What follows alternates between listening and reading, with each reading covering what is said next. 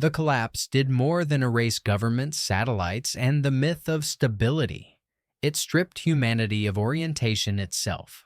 What survivors eventually learned is brutally simple. Direction was never an instinctual gift. It was an external system we leaned on without understanding its fragility. GPS masked human disorientation. Maps substituted for awareness. Landmarks anchored the mind. Once these died, people discovered the truth that arrives too late in a fallen world. Instinct is imprecise, memory is biased, and terrain shifts under pressure. A drift of only a few degrees becomes fatal when every detour leads into scarcity zones, ruin-choked corridors, or territories you cannot afford to enter. The post-collapse landscape amplifies this danger. Smoke warps the horizon. Collapsed structures break the linear logic of old-world roots. The sun is often muted behind ash, and distances distort when the environment no longer resembles its pre-collapse form. Movement becomes guesswork, and guesswork becomes a slow execution carried out by dehydration, disorientation, or interception. The operational principle is absolute. If you cannot secure direction, you cannot secure survival. Chaos consumes those who travel without a fixed reference. This is why you must craft orientation tools from ruins and scraps, because nothing else remains. Precision will not be given to you. You will forge it. You will relearn the physics the old world hid beneath convenience.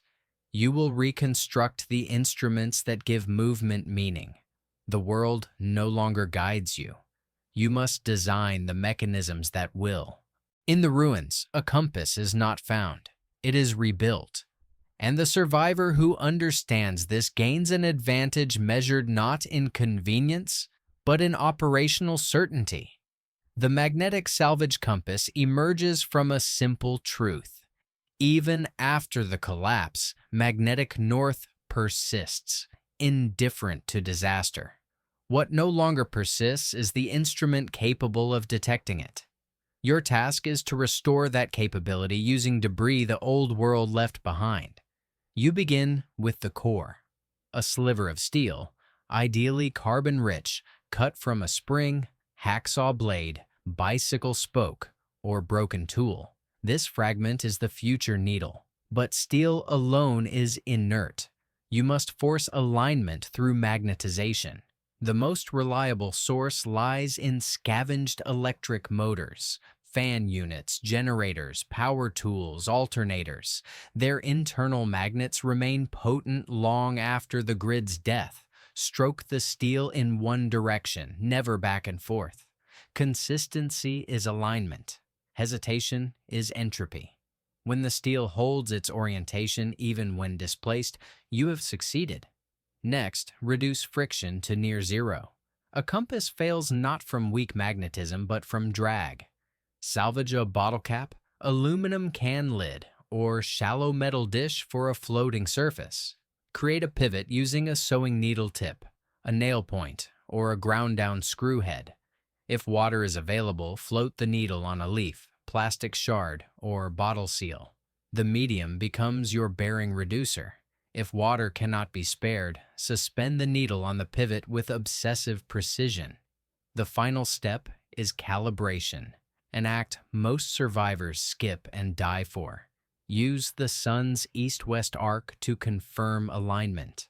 Mark the housing, lock the axis, and memorize the deviation introduced by your improvised build. Nothing you craft will be perfect. What matters is that you quantify its imperfection. In a world without instruments, you have built one. In a world without direction, you have reclaimed north. Long before satellites, long before steel needles and calibrated bearings, the sun served as the only uncompromising authority on direction.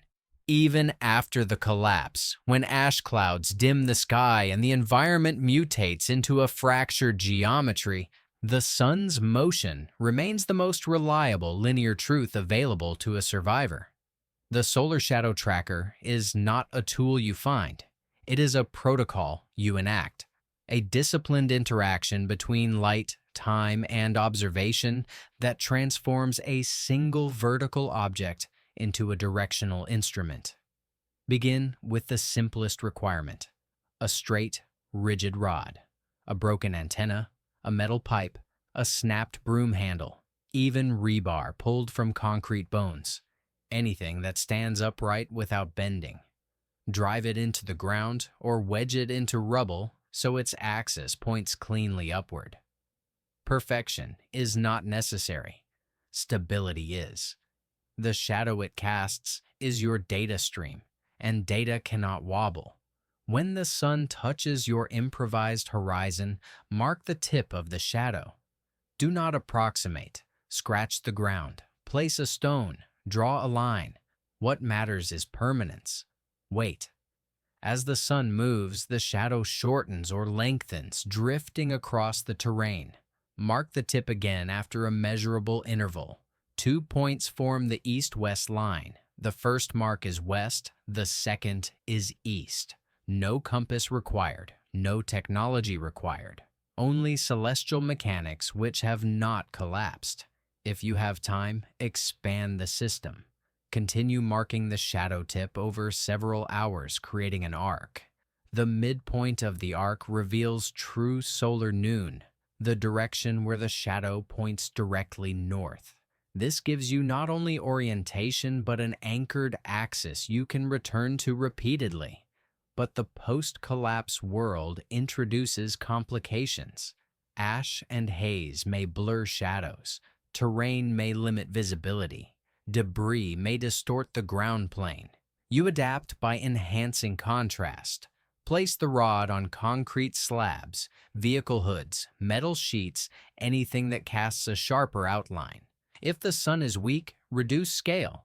A smaller rod yields a more defined shadow edge. If clouds break intermittently, capture every brief moment of clarity.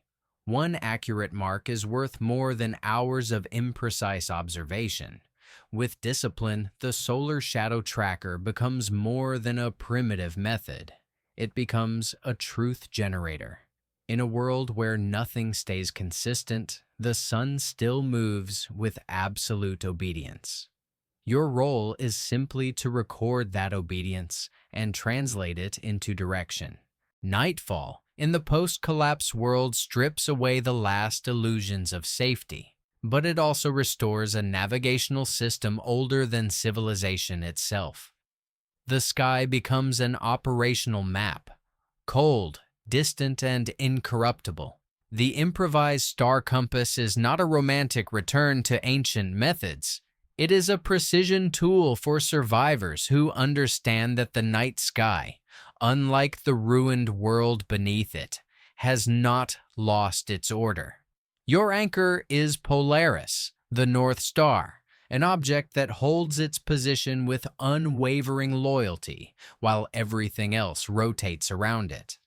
The collapse may have shattered architecture, industry, and society, but it did not shift the Earth's axis. As long as Polaris exists, North remains knowable, but smoke, urban wreckage, and the chaotic silhouettes of collapsed structures often obscure the horizon. So, you must reconstruct a stable frame of reference. Build a star frame from debris. Fashion a narrow observation notch using 2 parallel scraps of metal, wooden splinters bound with wire, or a cut section of pipe. The goal is not magnification, but isolation, forcing your eye to track a single point without interference. Mount this frame on a stick or rod so it can be held steady or planted vertically. Alignment is your greatest enemy. Reduce variables until the sky itself becomes the only moving component. Locate Cassiopeia, the 5-star broken W. Follow the 2 outer stars downward. The imaginary line leads directly to Polaris. Once found, fix your observation frame onto that point. Etch a mark on the rod, scratch coordinates onto metal, or tie a cloth indicator. anything that records the precise angle so you can refine the star even under fatigue or partial cloud cover. If conditions worsen, smoke-dimmed skies, intermittent visibility, use star drift instead of direct sighting. Choose any bright star, track its movement for minutes, and note its arc. Stars rise in the east and set in the west. Their motion reveals orientation even when Polaris cannot. You are not seeking beauty. You are extracting vector data from celestial motion. The improvised star compass is not flawless. Fatigue, cold, and mental fog distort judgment. But unlike roads, ruins, or abandoned maps, the stars cannot lie.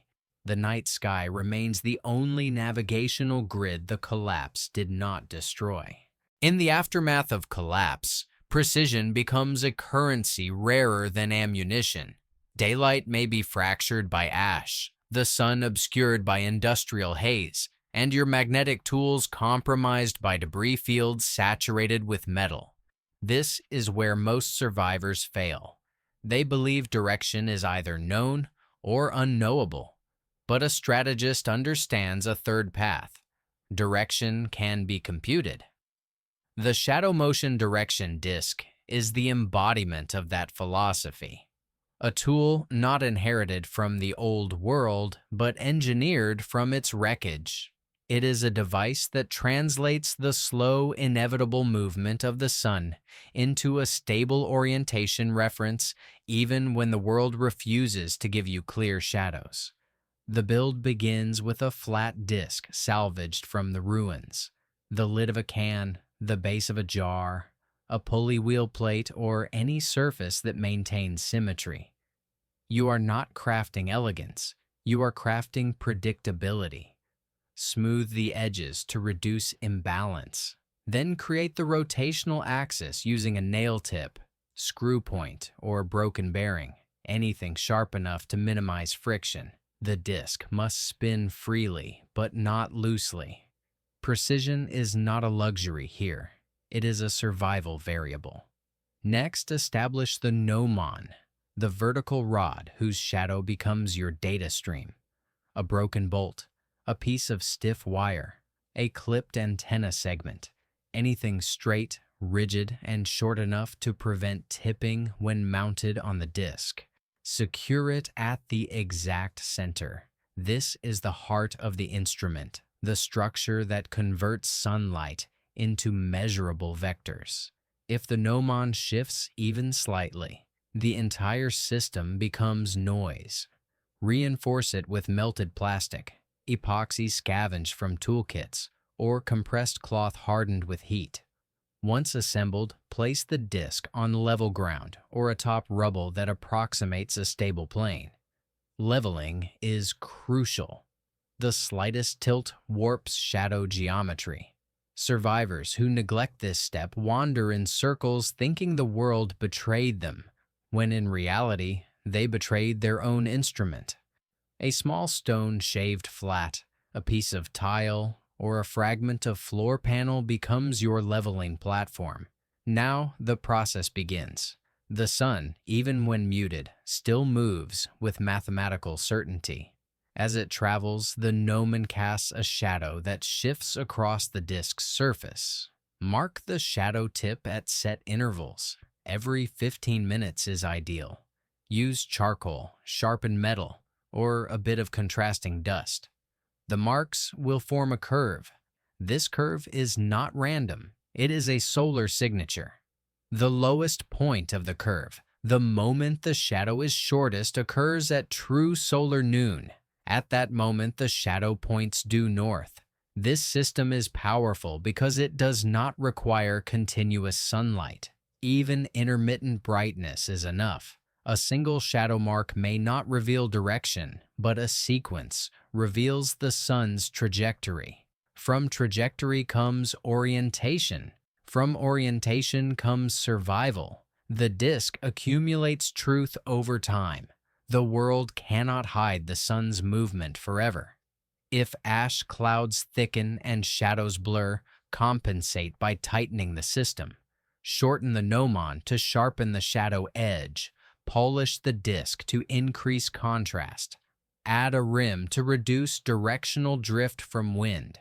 If visibility drops further, elevate the disc above debris to lengthen the shadow arc. Every adjustment increases the fidelity of the data. The shadow motion direction. Disc outperforms instinct, eclipses improvisation, and compensates for environmental hostility. It transforms uncertainty into structure through repeated measurement. In the post-collapse world, this is the essence of intelligence. Not fortune, not intuition, but the disciplined extraction of order from an environment committed to chaos. In the collapse, you learn quickly that direction does not only come from instruments, it bleeds out of the terrain itself. The land has pressure points, dominant flows, and structural biases that remain consistent even when everything built upon it has fallen. The terrain pressure orientation method is the discipline of reading these environmental forces as if they were markings on a compass. Most survivors overlook this because they expect direction to be explicit. But terrain does not speak. It pushes. Your task is to feel the push and translate it into vectors. Begin with the principle of water logic. Even in broken landscapes, runoff follows gravity with absolute loyalty. After rain or condensation, observe the microchannels in soil, dust, or rubble. These lines tell you the downhill vector, which in turn reveals the local topographic slope. This slope, when followed upstream or downstream, aligns you with the terrain's natural spine, information you can convert into predictable cardinal relationships. Valleys often orient along geological trends. Ridgelines do the same. The collapse may have fractured cities, but it did not rewrite the bedrock. Wind becomes your second data stream. In open terrain, prevailing winds carve consistent patterns into dust piles, ash drifts, smoke plumes, and treetop deformation. Even in urban ruins, wind snakes through structural gaps in repeatable ways. Track debris clusters, flutter lines in torn fabric, or the lean of long-settled soot. These indicators reveal dominant directions, especially when the sun or stars are inaccessible. A seasoned survivor reads wind not as weather but as a directional gradient. Then assess structural collapse. Buildings fall along predictable lines. Roofs cave toward weaker supports. Walls buckle along stress paths. Debris fields scatter in the direction of least resistance. In older cities, streets conform to historical grid logic, often aligned to cardinal axes, coastlines, or river bends. Even when destroyed, their orientation remains embedded in the rubble. A collapsed boulevard still points somewhere. Your job is to extract that vector. Finally, observe vegetation pressure. In the aftermath, plants reclaim the world with methodical consistency.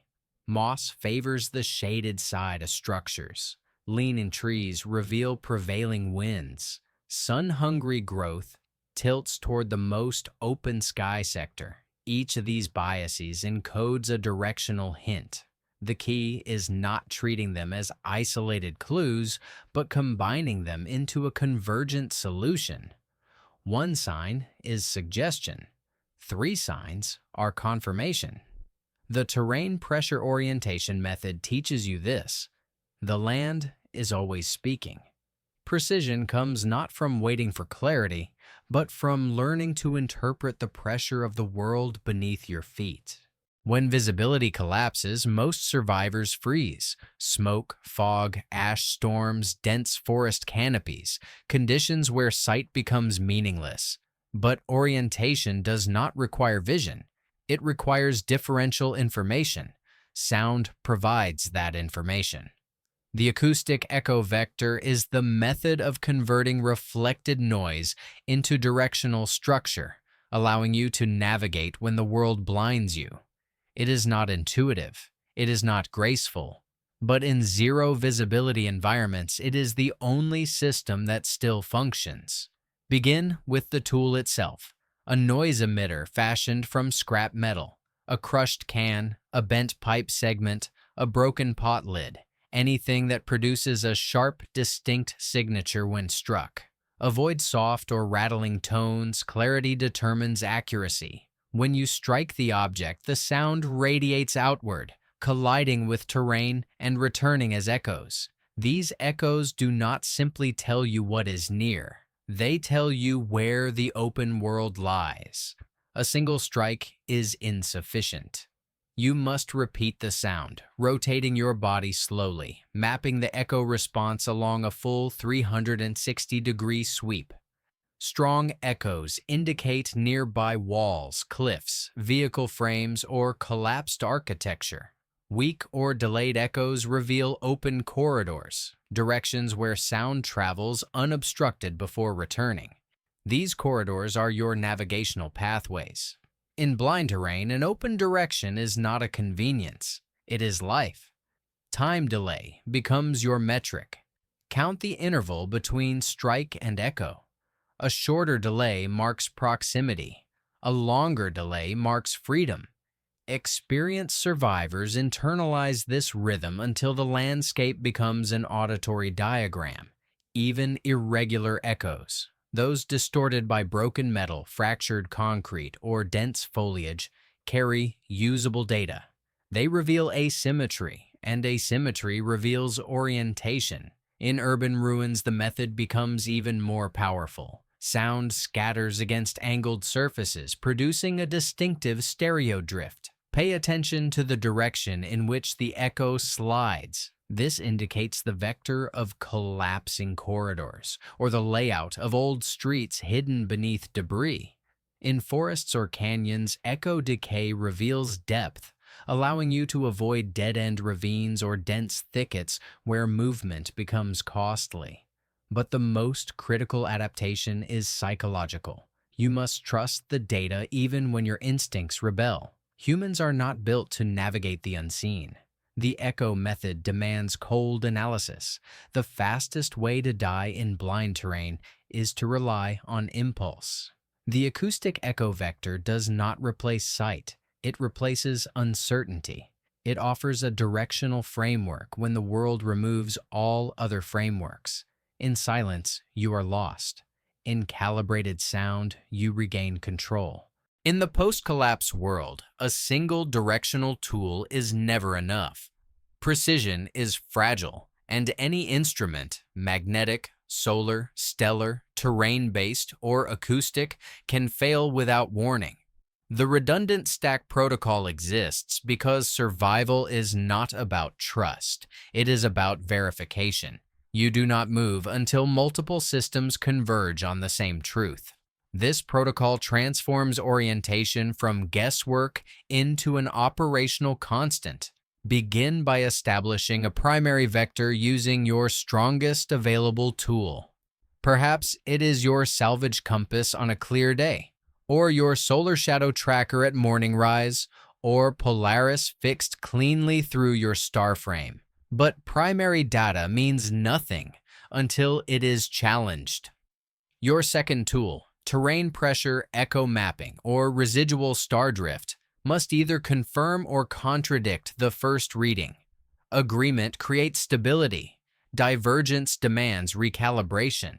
Your third layer is time. Direction is not static. Instruments shift, shadows distort, and human perception drifts under fatigue. Recheck your heading at intervals. A vector that holds across time is reliable. A vector that decays is a trap. Survivors who skip temporal confirmation walk confidently into dead zones, believing the environment betrayed them when, in truth, they betrayed procedure. Finally, lock the direction physically. Mark the path with debris flags, stone piles, scratched symbols, anything that records your axis of travel. When disorientation strikes, these markers pull you back into alignment.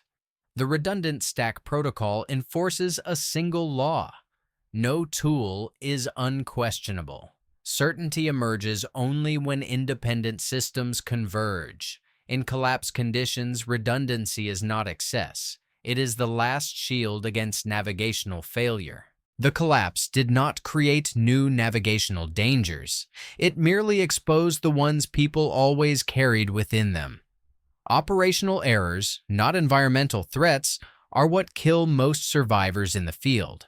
These errors repeat across groups, regions, and seasons because they all stem from the same flaw. Humans trust themselves far more than the landscape warrants. Your task is to identify these fatal habits and crush them before they shape your final movement. The first error is instinctual drift. Survivors assume they feel north, or that their internal sense of direction is strong enough to compensate for ruined terrain. It isn't. Instinct is a biological artifact, not an instrument. In forests, ruins, or ash-choked plains, that instinct veers unpredictably, leading people into circular paths until exhaustion does the rest. The second error is over-reliance on memory. People believe they can recall the angle of a road, the direction of a river, the position of a landmark, never accepting that the collapse has altered all three. Memory freezes a moment in time. The world does not. What was once a reference becomes a lie. The third error is movement without calibration. Survivors take a bearing once, then travel for hours without confirming drift. Fatigue, terrain deviation, or tool imperfections accumulate silently. By the time they notice the error, they have traveled too far off axis to recover. And finally, the deadliest error. Assuming direction is obvious. In collapse conditions, nothing is obvious. Everything must be tested, verified, cross-checked, and anchored through redundant systems. Operational arrogance kills. Precision keeps you alive. The distinction between the two determines whether your journey ends in arrival or disappearance. In the end, direction is not a matter of intuition, luck, or even experience. It is a system you either rebuild or perish without. The iron law of orientation states a truth that the old world concealed through convenience.